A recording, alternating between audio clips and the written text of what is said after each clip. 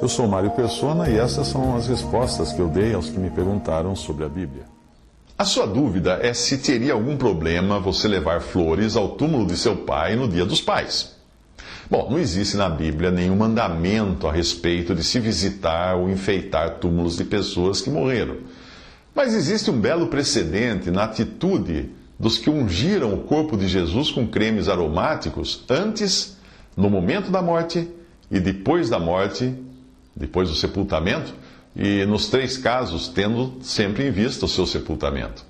A Bíblia não fala de flores no sepultamento, mas talvez estas tenham seguido o costume dos ungüentos aromáticos que visavam prevalecer sobre o odor do corpo. Antes de Cristo morrer, Maria, tomando um arratel de unguento de nardo puro de muito preço, ungiu os pés de Jesus e enxugou-lhes os pés com seus cabelos, e encheu-se a casa do cheiro do unguento. Então um dos discípulos, Judas Iscariotes, filho de Simão, o que havia de traí-lo, disse: "Por que não se vendeu este unguento por 300 dinheiros e não se deu aos pobres?"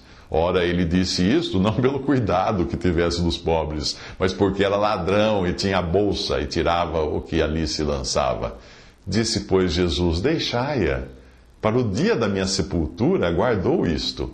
Porque os pobres sempre o tendes convosco, mas a mim nem sempre me tendes." João 12, de 3 a 8.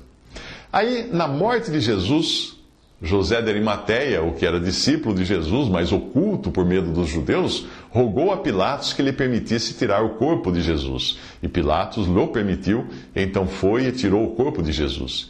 E foi também Nicodemos, aquele que anteriormente se dirigira de noite a Jesus, levando quase 100 arratéis de um composto de mirra e aloés. Tomaram, pois, o corpo de Jesus e o envolveram em lençóis, com as especiarias, como os judeus costumam fazer na preparação para o sepulcro, em João 19, versículo 38. Depois nós temos o terceiro caso, que é após o sepultamento, a morte e sepultamento de Cristo. Passado o sábado, Maria Madalena e Maria, mãe de Tiago, e Salomé compraram aromas para irem ungí-lo. E no primeiro dia da semana, muito de madrugada, foram elas ao sepulcro, levando as especiarias que tinham preparado e algumas outras com elas. Isso está em Marcos 16, versículo 1 e Lucas 24, versículo 1. A mente espiritual certamente irá reconhecer nessa atitude a reverência que se deve aos mortos, aos sepultados, mesmo quando nós sabemos que o seu espírito já não está ali, e sim apenas o corpo, como um invólucro vazio. Mas seria o corpo menos importante por estar morto? Eu creio que não. É um engano pensar que na ressurreição nós iremos receber um novo corpo. Não, não será assim, não. Nós voltaremos a habitar o corpo que um dia nos pertenceu, só que ressuscitado, transformado e glorioso como é o corpo de Jesus. O apóstolo Paulo explica isso usando a figura da semente que germina e se transforma numa planta. Mas alguém dirá: como ressuscitarão os mortos e com que corpo virão? Insensato! O que tu semeias não é vivificado se primeiro não morrer. E quando semeias, não semeias o corpo que há de nascer, mas o simples grão, como de trigo ou de qualquer outra semente. Mas Deus dá-lhe o corpo como quer, e a cada semente o seu próprio corpo. Assim também a ressurreição dentre os mortos. Semeia-se o corpo em corrupção, ressuscitará o mesmo corpo em incorrupção. Semeia-se em ignomínia, ressuscitará em glória. Semeia-se em fraqueza, ressuscitará com vigor. 1 Coríntios 15, 35 e 42 e 43. Do mesmo modo, como ao plantar uma semente de laranja, nascerá um pé de laranja, e para a semente de feijão, um pé de feijão, a ressurreição está intimamente conectada ao corpo que foi semeado. Do mesmo modo como cada semente possui uma identidade própria, que é transmitida à planta depois. Deus não tira a identidade do corpo da pessoa que morreu, porque aquele corpo ressuscitado irá se juntar à alma e ao espírito no dia em que Cristo vier buscar os que são seus. Quando Estevão morreu, a passagem em Atos 8:2 diz que o que sepultaram foi Estevão, e não meramente o seu corpo. Veja só a passagem. E uns homens piedosos sepultaram a Estevão. O primeiro sepultamento que nós encontramos na Bíblia foi o de Sara, em Gênesis 23, e a importância de se ter um lugar próprio para isso não apenas denotava o cuidado para com o corpo, como também estava associada à esperança de Israel de habitar na terra. Por isso, Abraão comprou um terreno por 400 ciclos de prata para sepultar sua esposa. Já entre os cristãos, os costumes para o funeral deviam seguir os mesmos dos judeus, como foi o costume do funeral do Senhor Jesus, e também os costumes da época em que cada um deles vivia. Como fazem os judeus até hoje, quando Dorcas ou Tabitas morreu, o seu corpo foi lavado em preparação para o sepultamento. Isso está em Atos 9:37, mas nós sabemos que dela não foi sepultada, pelo menos naquele momento, porque Deus a ressuscitou por intermédio de Pedro. É bom lembrar que, assim como aconteceria mais tarde com Dorcas, porque com Lázaro também, com outros que morreram e ressuscitaram e depois morreriam de novo, essas ressurreições que nós vemos na Bíblia eram no corpo, no seu mesmo estado de ruína. E todos os que ressuscitaram morreram depois. O único que ressuscitou de forma definitiva até agora e está num corpo glorioso é o Senhor Jesus, porque, de fato, Cristo ressuscitou dentre os mortos e foi feito as primícias dos que dormem. As primícias significa o primeiro dos que dormem. Nos tempos do Novo Testamento, os corpos não eram colocados num caixão de madeira, como nós fazemos hoje, mas eram enrolados num tecido e transportados numa espécie de maca ou esquife. Todavia, em Gênesis 50, versículo 26, nós vemos que o corpo de José foi transportado num caixão ou sarcófago, como era o costume dos egípcios. E sobre a cabeça do defunto, nos tempos do Novo Testamento, era colocado um lenço separado, o que aumenta a suspeita também de que o pano, conhecido como santo sudário, seja forjado, por ser uma peça só.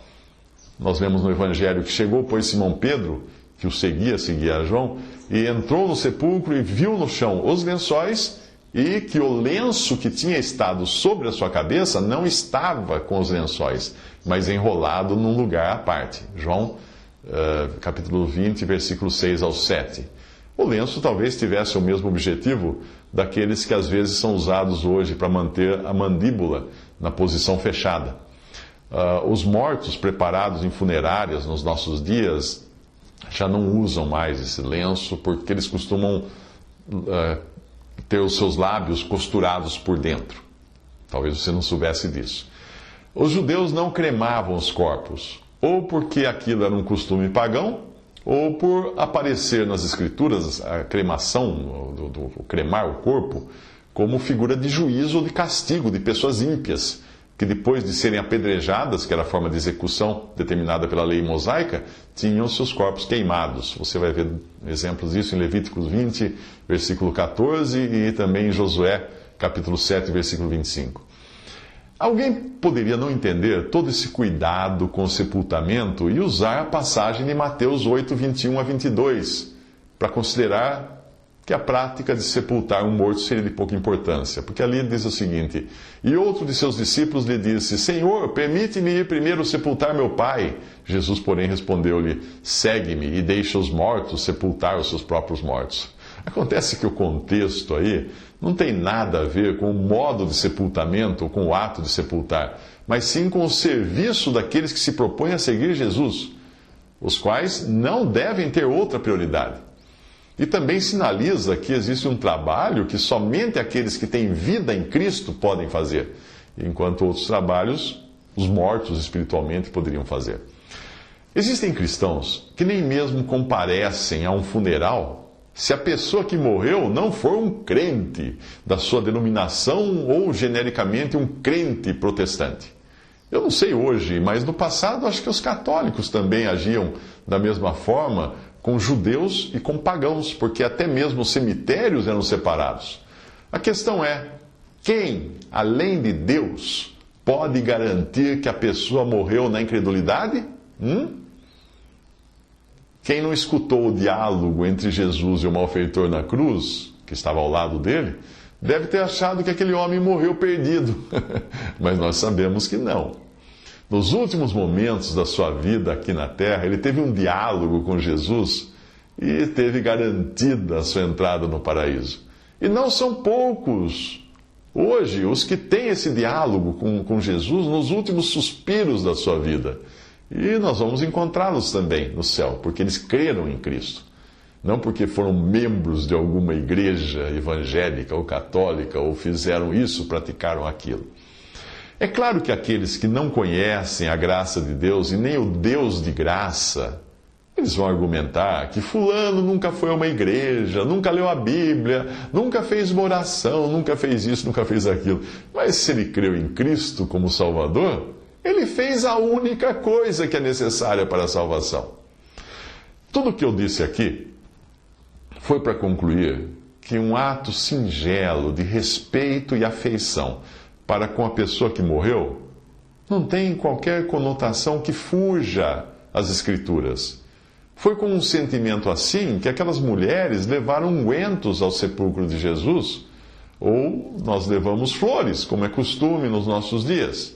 Essa reverência para com a sepultura ou a pessoa que morreu, que tiveram os patriarcas de Israel, como foi o caso de Abraão, e os cuidados que alguém possa demonstrar com o túmulo de um ente querido, aparando o mato ao redor, limpando a lápide, tirando folhas e galhos, isso não tem qualquer conotação, além de cuidado, de afeição. É claro que você estaria agindo errado se acendesse velas para a pessoa que morreu, já que a vela, além de simbolizar um sacrifício que se consome, ela também é usada como forma de alumiar o caminho do morto. Também não faria sentido você celebrar um ritual ou missa no 7º dia. Essa missa geralmente é baseada na crença de que irá ajudar a pessoa a livrar-se de alguma pena no purgatório. Nós sabemos que aquele que morreu em Cristo e que creu em Cristo já teve todos os seus pecados purgados e perdoados graças ao sacrifício de Cristo, e tampouco precisa de vela para iluminar o seu caminho. Todavia, o que morreu sem Cristo não iria chegar ao céu nem com todas as missas, rituais, orações, velas, fitas ou qualquer outra coisa que se faça, e nem mesmo tendo diante de si o mais potente farol do mundo para ajudá-lo a sair das trevas que durante a sua vida ele não quis renegar. Visite respondi.com.br. Visite 3minutos.net.